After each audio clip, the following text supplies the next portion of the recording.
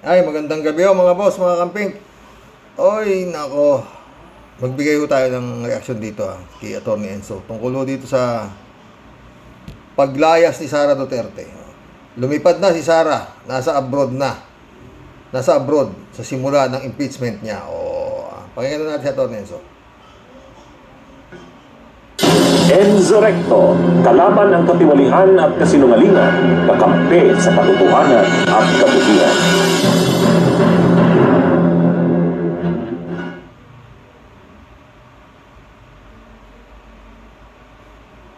Magandang araw po sa inyong lahat.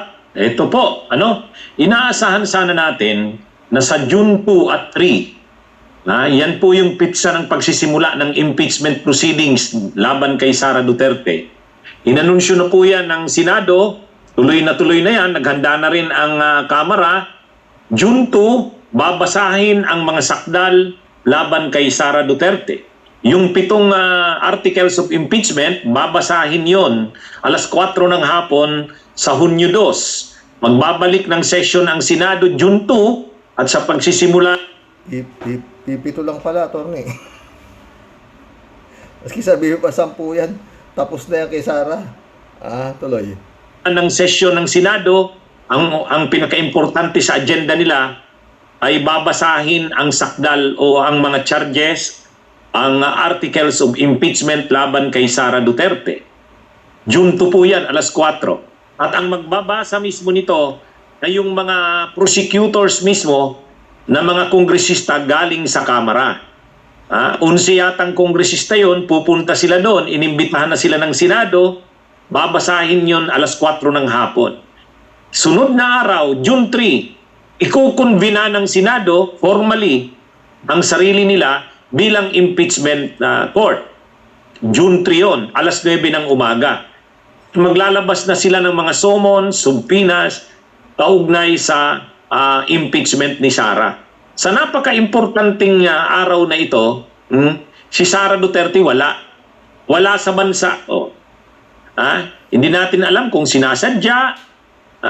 Pero yun na nga, kumpirmado, lumipad na si Sara ngayong araw, May 26. Papunta ng Qatar, dadaan lang ng Qatar, tapos diretso na ng the Netherlands. Hanggang siya doon sa June 4. Kaya babalik siya dito, tapos na yung pagbasa ng sakdal, tapos na yung pagbasa ng articles of impeachment, June 2 yun, at tapos na yung pagbubukas ng Senado.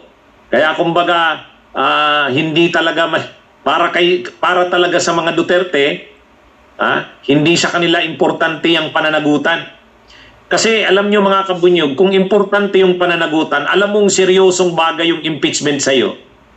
Yung mga akusasyon sa iyo, yung mga grounds sa impeachment sa iyo nababasahin sa June 2 at yung formal na pagsisimula ng impeachment, kung talagang kung ikaw ay responsabling opisyal ng gobyerno at pinapahalagahan mo ang problema nga, Atty. Enzo, hindi nga siya responsabling opisyal ng gobyerno, irresponsible nga siya. Naiiba talaga yung mga Duterte, Atty. Hindi siya responsabling sa public servant, hindi. Siya ay para pagsilbihan, tuloy. Mo ang public accountability, ang magiging attitude mo diyan, haharapin mo ito. Hindi mo ito babaliwalain. Atty. Bahala ni mga abogado ko diyan. Total yari naman na yan, tapos na yan, no, mga boss. Kung yan ho pinail ho sa korte, hindi ho ganyan ang galaw ni Sara Duterte. Impeachment diba? Numbers game. Ano ng number? Pera, maraming number ang pera, diba? Kaya tapos na ho yan, mga friend. Ang antay na lang ho natin dyan kung sino ang mga alagad ni Sara sa Senado. Kimo, Bato, Bongo, Marcoleta, Amy Marcos, siyempre apat. Pwedeng bilyar, pwedeng Cayetano. Tapos na ho ang boxing doon, no? No. Pwede pa rin tong Estrada. Oh, halos tapos na ho yung impeachment. Walo. Meron pa isa siya. Dala-dalawa ho yung ano eh. Yung Cayetano, tsaka yung ano yata eh. Yung bilyar eh. Tapos na. Baka sumobra pa ho sa siyam na kailanganin ni Sara. Marami pa akong pabitin-bitin dyan, no? Na, tawag dito, magiging judges. Yun na lang ho aabangan dyan. Kung sino-sino ho yan. Kung sa acquittal, kung ako ho ang tatanungin ninyo, hindi naman ho tayo abogado, pero sa takbo ho ng karera, tapos na ho ang karera. Kung inaasahan ninyo na makukumbik si Sara Duterte, niyang mga sinatong na yan, malabo sa pinta ng pusit yan. Wala ho silang pakialam. Ang pinaghahandaan na lang ho dyan, kung anong rason at 7 articles of impeachment, isa lang doon ayon nga kay Attorney Lorna Capunan, tapos na ang boxing. Antitibay ho kung sa korte ho ipinail, kung kinasuhan ho ng criminal charges kaya ng plunder, bribery, dahil namimigay ng sobre, kompleto naman ho sa testigo, diba? Yun ho maling paggamit, marami ho talaga, sobra-sobra ho si Sara Duterte na tawag dito, makonvict kung sa korte dadaan. Pero kung dyan ho sa Senado, sobra-sobra hong ma-acquit ang Sara Duterte. Dahil naka-permis na ho yan Sa dami ho ng kwarta niyan, sus Mariose. Ay, magaganda ho yung comments nyo sa akin na kanina. Doon ho sa, dito, doon ho sa nangyari sa Tondo, oo, no? Mamaya ho, mag-collab ho tayo, no, mga friend, no? Doon tungkol sa mga kinomento nyo, gaganda ho talaga, totoo, no? Balik ho tayo dito kay Sara Duterte. Mantakin mo, babasahan daw siya ng articles of impeachment, kumbaga sakdal, punta, birthday ko gusto ko sama ko tatay ko, bahala kayo dyan. Basta may nagkamali sa iyo dyan, blood bath ang mangyayari. May hawak siya alas siguro sa Senado may mga hawak siya alas dyan. Subukan nyo ako ikumbik. Sasabog tayo rito pare-pareho. Sinisimula na nga, di ba? Si Congressman Luis Tro, di ba? Meron ka ikaw utang sa asawa ko, 7 na milyon. Hindi ka nagbabayad ng attorney's fee. Kung ano-ano mga pagsasabi niyan, di ba? Tapos, dito, sa Maynila, pinagbibira yung mga, di ba? Kaya, wag kayo lolo-lolo ko Senado at may hawak ako sa inyo, blood bath, sabi niya, di ba? Ganun yan, mga friend. Wala hong mangyayari dyan.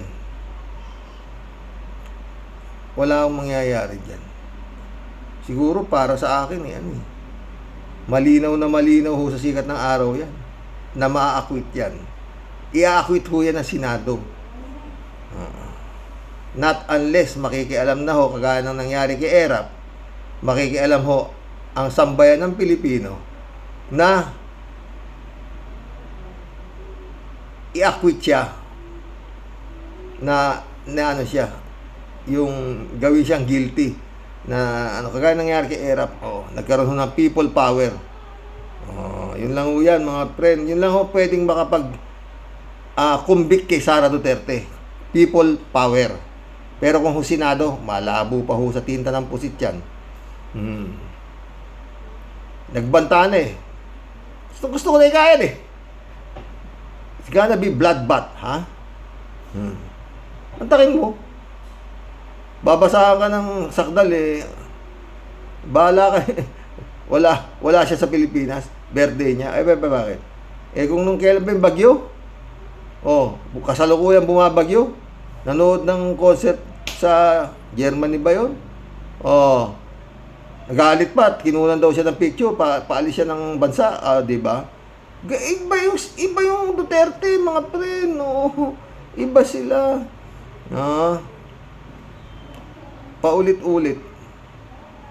Asa na ho yung ano? Asa na yung pinail ng National Bureau of Investigation na kaso? Oh, wala. Pakabigat. Ayaw ho umandar. Oh. Ayaw ho umandar ang ano sa kanila. Yun nga lang kay Pulong, o ano. May nagkakaso, yung sasaksakin niya. Wala rin. Ayaw ko, paano na? No? At, mabigat gusto pang ilaban ni Sara Duterte ng pagka-speaker si Pulong. Kaya,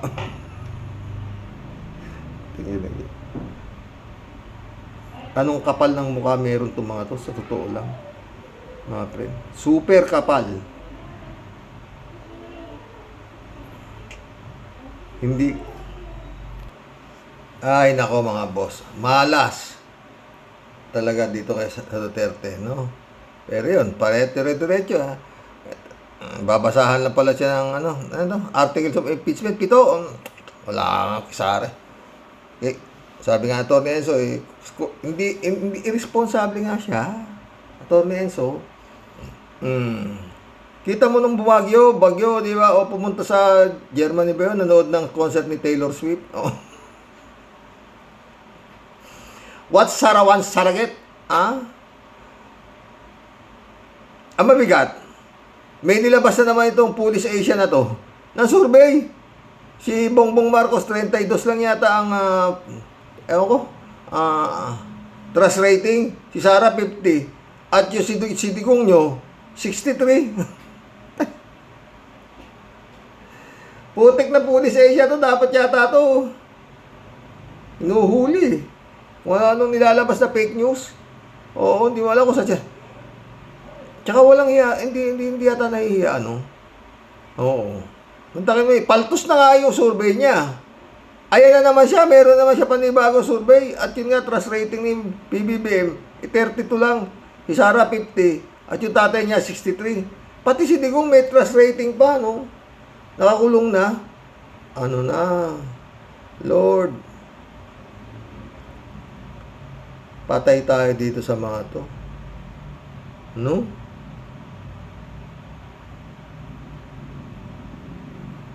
Lungkot, no? Pero anyway, yan ang magandang abangan natin sa malapit naman ilang buwan, sa July pa yata, pagkatapos pa yata ng SONA itong anak ng wedding. Pero wala akong mangyayari dyan. Baka magamit pa ni Sara Duterte. Kita nyo, pag sinampa siya ng kaso sa criminal case, sa Senado nga, acquitted ako. Ano ba yan? Lord. Sabi nga ni Atty. Lona Capunan, pwede naman pagsabayin. Kasi iba naman yung impeachment sa criminal case. Sana mas matibay, di ba? Hindi sila ginagago ng ganyan, di ba? Talagang wala kang magagawa,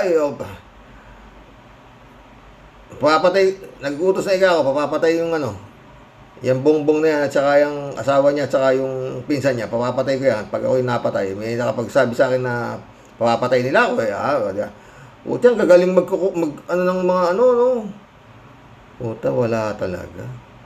Pero walang nangyayari. No? Walang nangyayari. Yung mga kasong isinampa ni Trillanes, hanggang ngayon, nandun pa rin yata sa wala.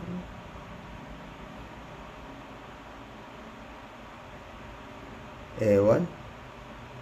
Bahala na Diyos, di ba mga friend? Magkulab na tayo. Wala na ho tayong aasahan dyan kung hindi ang makapangyarihan sa lahat ng nakakakita ng lahat ng mga kahayupan ng ginagawa ng mga demonyo dito sa lupa. Paulit-ulit, eto ho ang impyerno. Andito ho ang mga demonyo. Pag namatay ang demonyong tao, ang kaluluwa na iiwan ho dito sa lupa at naghahanap ng mahinahin ng pananampalataya sa kanya, at yun ang napapasok ng mga hayop, ng mga impakto, mga halimaw, no?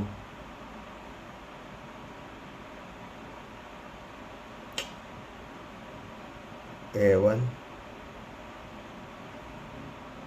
Wala. Dasal talaga kailangan. Napaka dasal. No?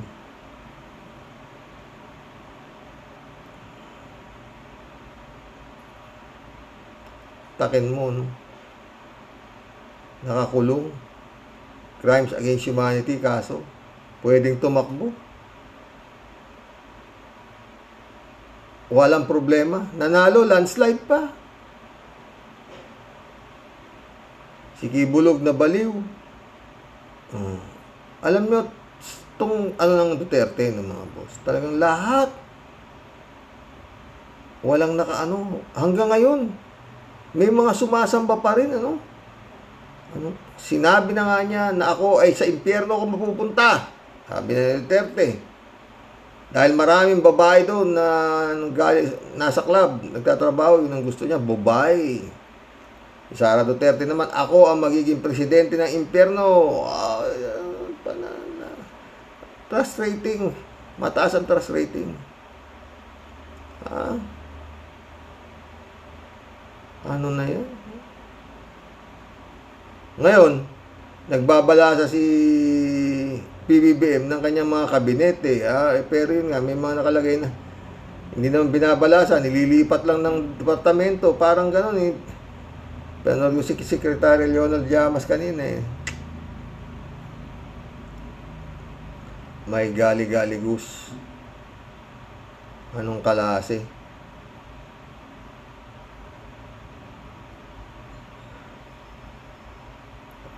Kalahati na lang. Tapos na yung ni His Excellency. Yung kanyang termino bilang Pangulong Pilipinas, no? Kung hindi magtatagumpay yung inorderan ni Sara na ketchukin yan. Sabi niya, di ba? Yes, ma'am.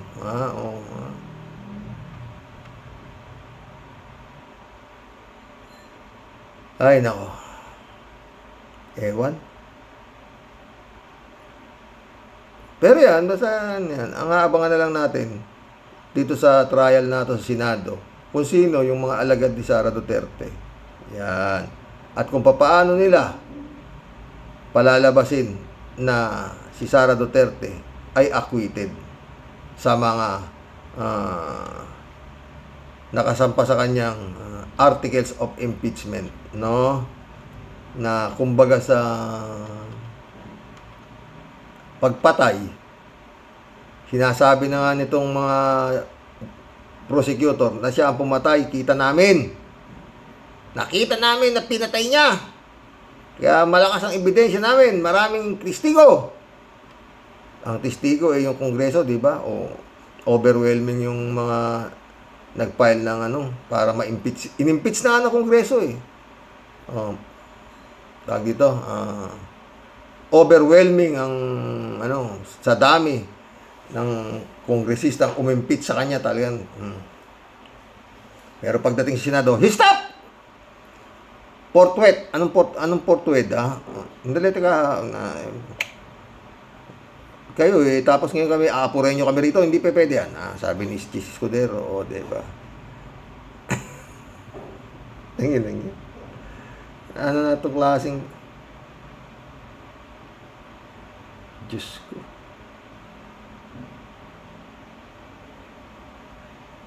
Pero may pa rin ako meron pa rin akong simpatya na baka hindi kayanin ng yung isip niya na baka magkakalahat na, pero halat pa siya palaban hindi siguro magre-resign. Bloodbath. Gusto ko na yung impeachment na yan. It's gonna be bloodbath. Kaya malabo mag-resign. Diba? May hawak siya alas. May hawak to. Baka magkakaturuan na to. Baka kung ano pasasabugin na itong Sara Duterte nito. Kita mo na kung pagmumurahin yung mag-asawa, bongbong sa Kasilisa eh, di ba? Ha? Namimigay, paano, yung gigigil, may ikot yung, ha? Putang lahat, puta, pinagmumura lahat.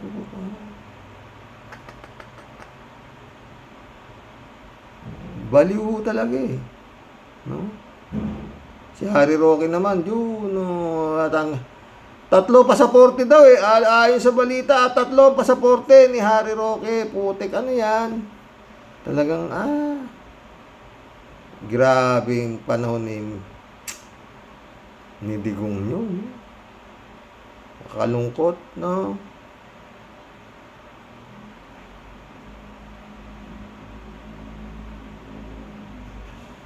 Mga cabinet member ni Digong yun, bibigat. Michael Young, economic advisor. Kibulog, spiritual advisor. Wala yatang kagaya na nangyayari ngayon na nangyayari ngayon sa panahon ni PBBM na nagre-resign ng mga cabinet member at pinag-aaralan ng performance kung dapat tanggalin o kung dapat ilipat, ha? Panahon ni Duterte walang ganyan eh, di ba? Oo. Di ba? Malungkot, mga friend. Pero yan ang realidad eh. Mukhang ayaw talagang di ba? Ewan. Sa dasal na lang tayo, mga boss. Oo.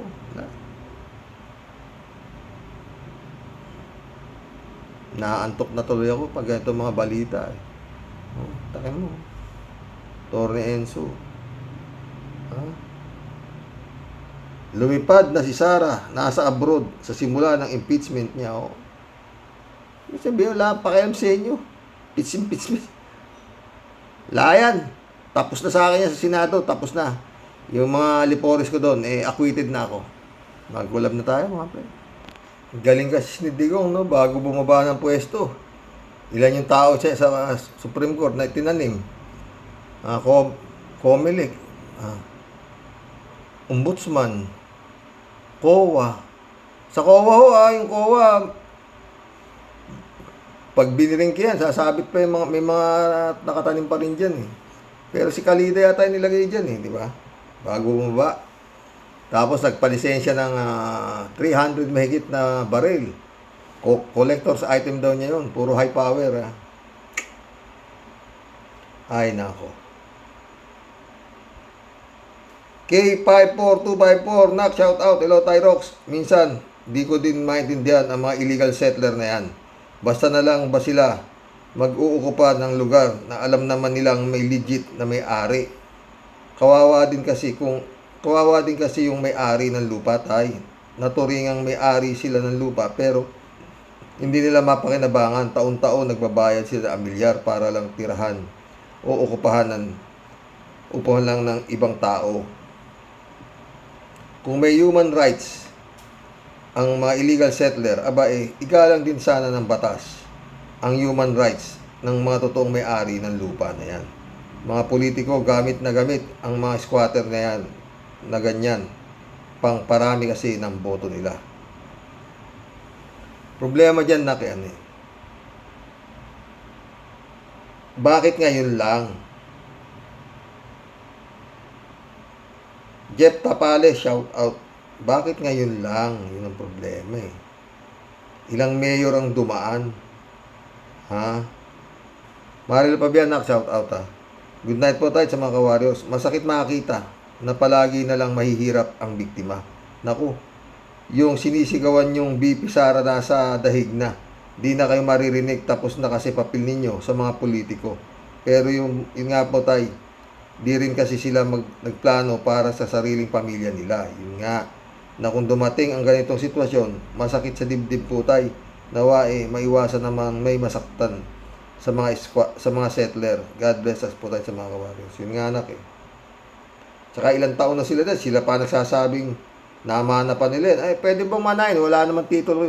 Hindi niya ng titulo. Kalat ni Baya, shout out. Salute, Happy Memorial Day. In honor of those who offered the ultimate sacrifice, we salute you. Yun nga. Sacrifice nila yung ano na.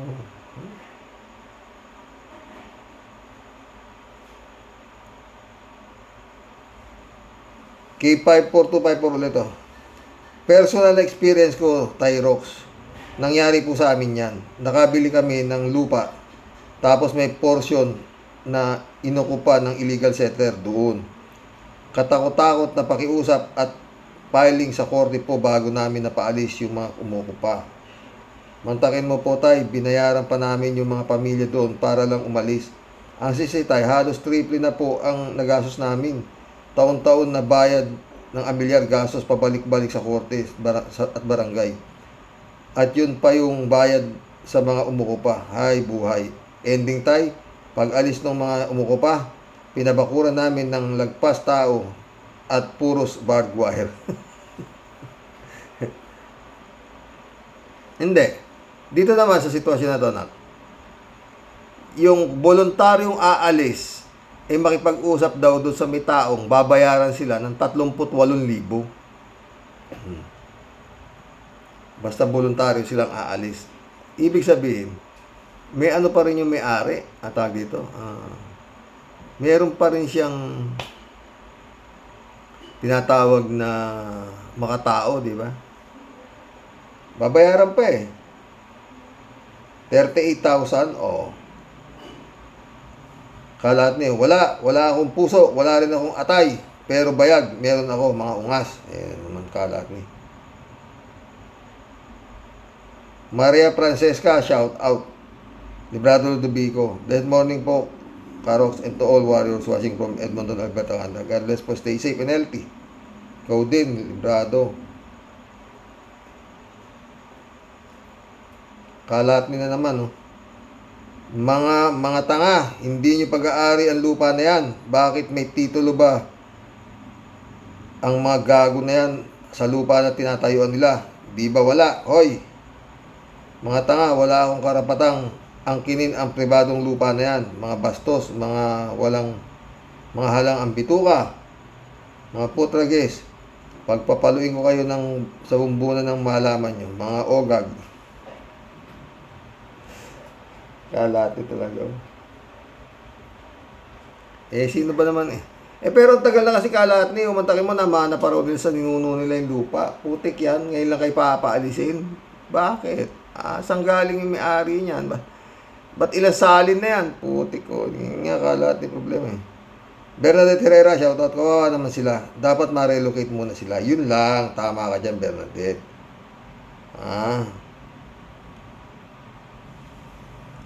Labang paglipatan yan. Boy benta. Wala ka bang nabili? Puro benta. 3JCO po. Dapat naman talaga ganun. Bago mo paalisin ang mga naninirahan, merong contingency plan. Saan sila ililipat? Paalisin sa kanilang tirahan. Saan sila ililipat? Magiging homeless ang mga yan. At pakalat-kalat lang sa kalye. Totoo yan. Friend Shervin sa PEDA, shout out.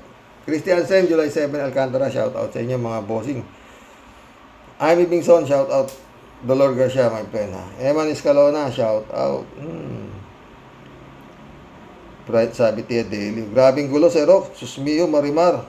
Anak ng putik naman talaga. Ano po? Puro mga kalechihan na bunga ng mga dugyot na politikong pulpol.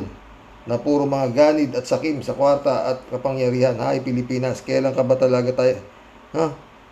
Kailan ka pa ba talaga tayo titino? Ano po? Punot dulo po niyan, ang baboy na baboy po ating pamamalakad sa gobyerno, Sir Rox. Kung ang lahat po nasa tamang hulog at maayos po sa umpisa pa lang, wala po sanang ganyang ganap, Sir Rox. Yun nga Kung si Mayor Vico po sana, noong pa nabuhay at siya ay namamahala, wala po sanang ganyang mga kagimbal-gimbal na kaganapan, Sir Rox. Bantad na po tayong mga Pilipino sa sobrang pagkapasaway, matitigas ang mga ulo at kahit po baluktot at mali siya pong igigiit. Dahil nga po sa kamangmangan at katigasan po ng mga ulong kasing tigas po ng ulo ni Bato. Hay, buhay Pinoy po talaga, Sir Rox. Wala na po talaga tayong paglagyan ng sobrang kahihiyan at pagkakalat po ng ating katangahan sa buong mundo. Sinabi mo pa. Mukhang wala na po talaga tayong pag-asa na umayos pa, Sir Rox. Wala na pong katapusang anomalya at kaguluhan hanggat di po isang may matinong utak at pag-iisip ang mamumunong nakaupo, Sir Rox. Talagang forever na po tayong ganyan hanggang tabing bakod, kulelat at pinakakulelat pagdating po sa tunay na labanan. Gat may nagkalat na kampon ng DD-shit, wag na po tayong umasa pa, Sir Rox. Hanggang sundalong kanin na lang po ang laban natin. Sinong dapat sisihin? Sino sa palagay mo, Sir Rox? Palagay ko po, Sir Rox, dapat na din po tayong magkaroon ng demolition para sa mga tanga. Wala nga eh. Sana makapagpatayo ng kulungan na para sa tanga lang. Yung putang, lakas makahawa yung tanga eh. Joselito Mabait, shout out. Annalisa Gomez, shout out. Ang pinaka masahol na ginawa ni Digong ay ang pagpapapatay kay Mayor Halili. Siya ba? Wala ebidensya eh. Sharpshooter yung bumira eh. Kalati Baya, good evening ka, Sunny. Paulit-ulit na lang, basta pogi ay talagang gagabihin. Patay tayo dyan. Ganun pa man, paluin mo ang bunana ng mga ungas. Mga ungas na yan. Hala, birahin mo. God bless your family. God bless, Kalati. Shout out, Ted. Nakakaawang pagmasdan ang mga nadidemolis, pero maaring may kasalanan din sila. Ang paglabag sa labag na paninirahan sa pribadong lugar o pag-aari man ng gobyerno. Sana din naman baguhin ng batas ang pamamaraan ng mayor na pwede siyang mag-order ng demolition dahil lamang sa mayor siya. Dapat habaan ang araw at palugit sa abisong lisanin ng lugar para may sapat na panahon na humanap ng bagong malilipatan. Sana bigyan ng gobyerno ng sapat na ayuda sa paghahanap ng malilipatan. Yan sana ang makataong paraan. Hindi yung tatambakan mo ng maraming pulis na may pananakot. Dapat pang batutain para lang umalis. Para sa akin, kung lumalaban man ang mga taong ito ay dahil mali ang approach at pamamaraan ng pagpapali sa kanila. Sino kaya ang mga bobotante at mandarayang nagpapanalo kay Iskuyukot Moreno? Garcia, ipaliwanag mo ito. Pag si Garcia pinagpaliwanag mo dyan, magaling magpaliwanag si Garcia. Elizabeth Iscare, shout out. Good morning, Sir Rox. Yan ang hirap dyan sa demolition na ginagawa nila. Yung mga residente dyan, illegal yan tumira dyan. Kaya may karapatan din yung tunay na may-ari na gamitin nila ang lugar na yan. Kaya lang, yung mga nag-squat dyan, minsan abusado din. Gusto na nilang ariin ito. Pero bilang desisyon ng galing sa korte, naalisin na sila dyan. At siguro matagal na sinabihan ng mga yan. Karapat-dapat din ng mga polis ay taga-sunod ng batas. Batas yan, demolisyon na yan. Kawawa din naman ang mga residente dyan. Kaya lang dapat din sumunod sila sa batas dyan. At di yan kanila. Ang hirap din ng katayuan nila. Hay. May nag-reply ha. Sabi ko na 3J Shop eh. Sabi 3J Shop. Totoo ka dyan. Agree ako 100%. Kaso saan mo nga sila ililipat? Kahit pa paano, mahabag din tayo doon na lang sa mga may sakit na matatanda. Dapat nga may plano bago sila i-demolish. Ito naman ang sagot ko dyan ha, mga boss ha. Pag-aari mo yan, sabi, private ang may-ari. Ha? Bakit sila dumami dyan? Tanong. At bakit sila nagtagal dyan? Tanong na naman. Siyempre ikaw, sino? Tayo mga ka-warriors. Kunyari tayo, meron tayong property na lupa. May nagtayong bahay. Isa. Antimano, pupuntahan mo na eh. Lalo yan, nasa Maynila. Oh. Sige nga, isip-isip lang konti mga friend. Oh. 400 families, puta. At matagal na nga sila ro, kaya nagipaglaban ng patayan itong mga squatter. Oh. Tapos eto ngayon, sabihin mo, malis kayo dyan, akin yan. Eh bakit ngayon lang? Kung kailan, nilumot na rin yung mga tao doon. Ha? Minsan,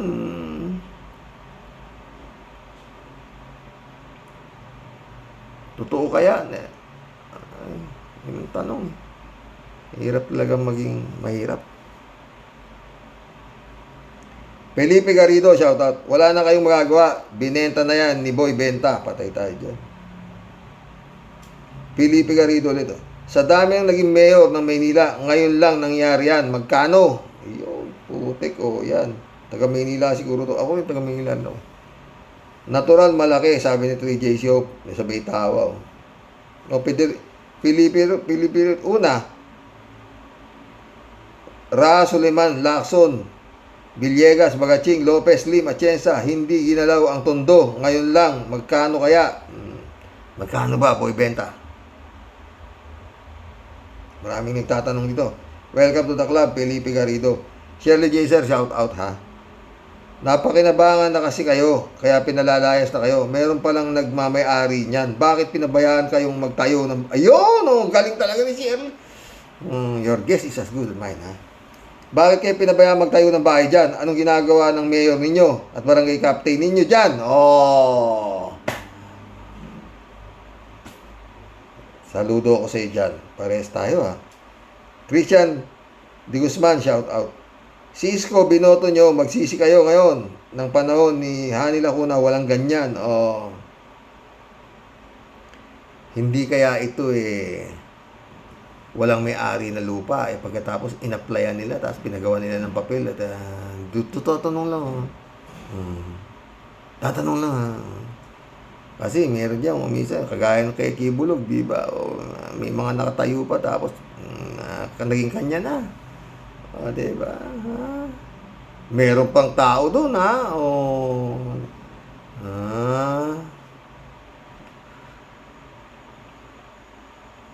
Kalat ni Bayaw. Parang alam mo, Kasani, ang lupa, eto na naman to si Kalatin na to no? Alam mo, Kasani, ang lupa o propiedad, parang babae lang yan. Patay tayo dyan. Pag wala kang hawak o titulo, dyan ay gulo lang yan. At pag minalas-malas ka pa, guroniya ang aabutin mo dyan. Patay tayo dyan. Food for thoughts, pag hindi mo legal na pag-aari ay huwag mo nang pakialaman pa para walang problema. Ganun lang yan, Kasani. Ganun lang yan. Sinabi mo, friend May gurniya pa. Kalat ni Baya ulit. Anak naman ni Norman Mangusin, squatter, pero may homeowner association. Yun na nga. Ano na naman kaululan yan? Putalagis, wala na talaga sa hulog ang bansang ito. Ang karamihan sa mga tao dito, only in the Philippines, mga tarantado. Lahat ni ikaw. Bong Tupa, shout out Pag hindi sa'yo, huwag mong akinin. Paano na kung ikaw ang may-ari? Wala ka bang karapatan? Isip-isip lang. Ang problema nga, Bong kung ikaw ang may-ari ng lupa, sabihin natin o sino man sa inyo, may nagtayo. Di ba sisitayin nyo na agad? Ba't nagtatayo dyan? Ito, 400 pamilya nakatayo. Putik yan. Mukhang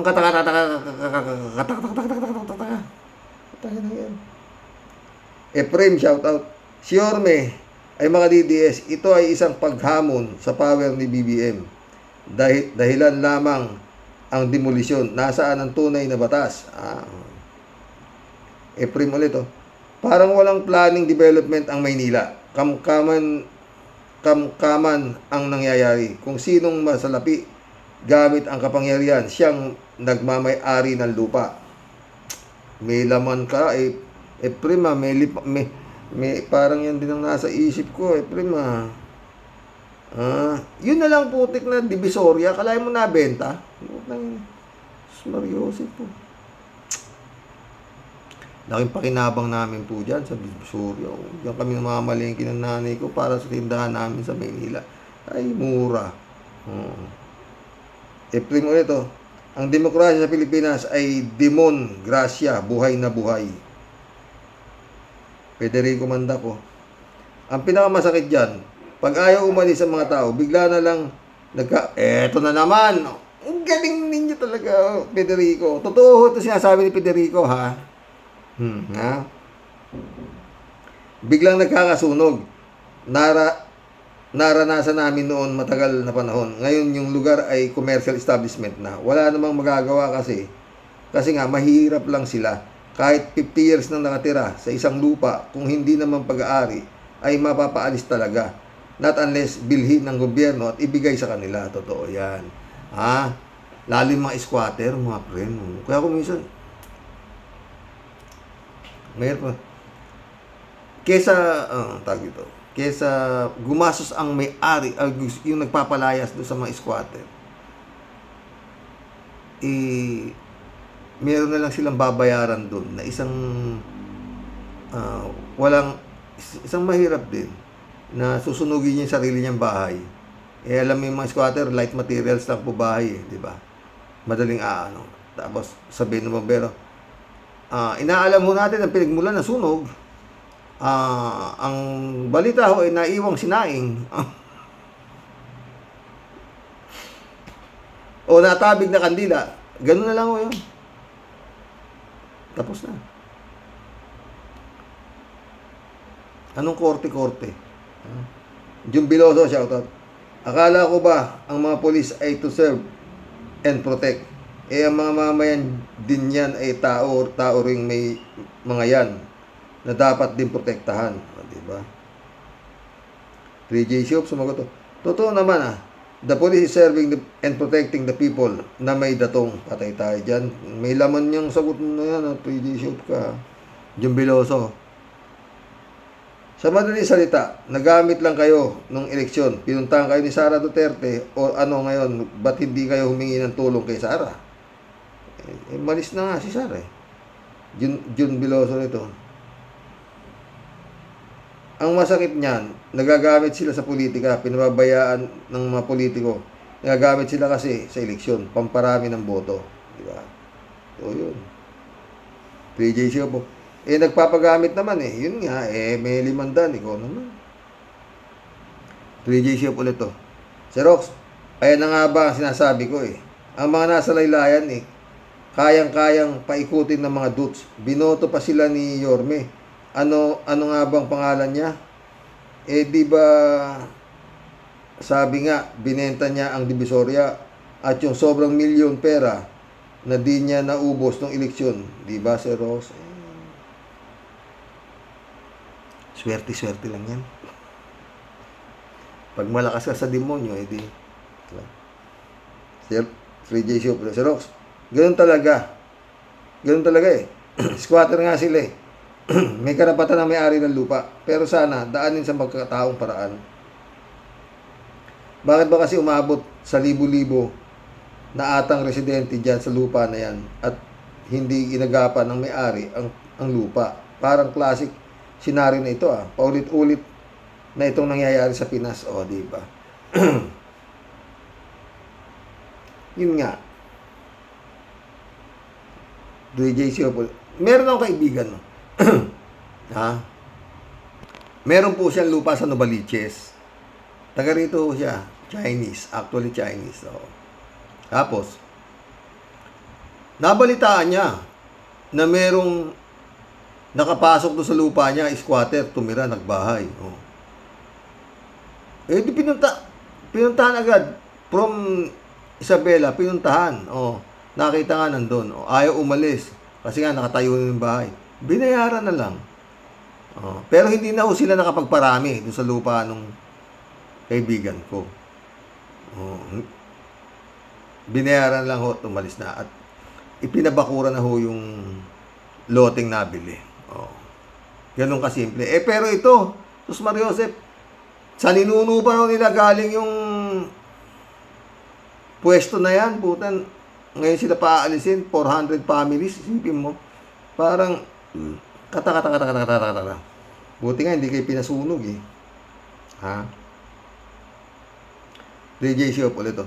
Sir Rox, lalo na kung maging presidente si Sara, wag namang mangyari. Paano na lang yung mga mahihirap dyan? Paano na lang yung talagang may karapatan sa lupa, naagaw pa nga, naagaw pa nga ang mga politiko. Example, na nga si Kibbs, di ba? Inayos lang daw ni Digong nyo ang kaso, di ba? O yun nga, o di ba? DJ Shop ulit to. Sa ibang banda, mahirap din namang mag-comment sa ganitong usapin kasi di natin alam ang buong istorya. Kabag-habag nga talaga ang mga tao kasi wala nang pagkaisang lamesa, nadagdagan pa ng problema. Pati bahay, wala na rin. Bakit walang say si Yorme? Wala akong bilib dito kay Yorme. Sa totoo lang, Sir Rox, pares tayo. Simula nung bastusin niya si Atty. Lenny. Parang hindi lalaki kung pagsalitaan si Atty. Lenny. Doon pa lang talagang pinakita na niya kung anong klaseng politiko siya. Maski ngayon naman pinakita niya na siya ay kampon ng Duterte. O, diba? Pero, tignan mo naman, landslide pa rin. Kaya, 3J Shop, let us pray na lang. Istisang Bangos Snack, shout out. Good evening po tayo sa mga all viewers. Nakatulog po ako last night. Kaya di ko na naghintay yung video nyo. Basta, nakapahinga ka, kung humihintay yung video ko. Yung demolition sa Totondo, matagal na nilang nagresidente yan. Ilang taon palugit din binigay sa kanila ng may-ari sa lupa. Hindi naman nila dinidemolish ng agaran. Dahil matagal na silang inabisuhan. Alam naman nilang hindi sa kanilang lupa. May mga kontrata naman siguro yan up to how many years. Kaya dapat pinaghahandaan na rin nila. Yun nga di ba? Mistisa ba ako dito? Nabudol din ni Sara ang mga taga-Tondo. Natutulungan niya. Kaya binoto siya. Binoto mga PDP. Si Yorme dapat asikasuhin na yan. Dahil binoto siya ng mga yan. At siya ang mayor. Yun nga ha. Shout out Mike, Michelle, Edwin, my friend. Shout out. Ay nako. Pastor Dion Lagon, shout out Mission accomplished mga boss. Hanggang bukas pumuli. Dasal. Wala na tayong kakapitan talaga. Si Lord na lang. Tsaka yun nga. Sana matapos nitong PBBM ang Duterte sa loob ng 3 taon. Yung Harry Roque, nakansila raw yung passport. 3 pala yung passport ng bugok na yun. Anak ng pati ko. Impeachment. Sayang ang pera inubos diyan. Acquitted din pala. Sa korte rin pala babagsak. Putik yan. Ewa. God bless po, God bless. Malungkot ako di ba? Wala Puro antakin mo. Ang pakialam ko dyan, sabi ni Sara, articles of impeachment yan, 7 maski pa 15 yan, tapos na yan. Sabi siguro Sara, maski ano pang article ilabas nyo dyan, yari na sa akin ang karera na yan. Siyam lang kailangan ko, boto, baka higit pa dyan, kaya kong kumuha Gaano ba kayo? God bless mga boss. Good night.